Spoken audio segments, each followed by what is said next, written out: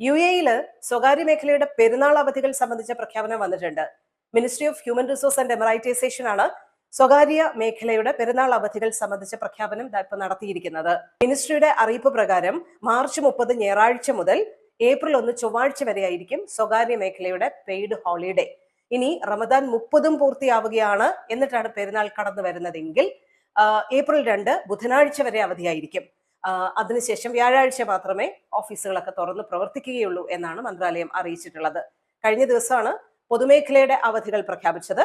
ഷവാൽ 1, 2, 3 തീയതികളിലായിരിക്കും പൊതുമേഖലയുടെ അവധി.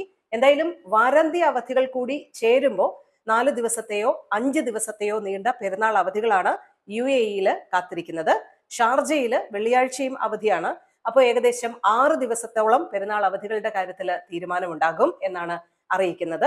മാർച്ച് 29 ഞായറാഴ്ചയാണ് ചാന്ദ്രപ്പിറവിയുമായി ബന്ധപ്പെട്ട കാര്യത്തിൽ പ്രഖ്യാപനം ഉണ്ടാവുക. അതിനുശേഷം 4 ദിവസമാണോ 5 ദിവസമാണോ എന്നുള്ള ഒരു കാര്യത്തിൽ വ്യക്തത കൈവരും.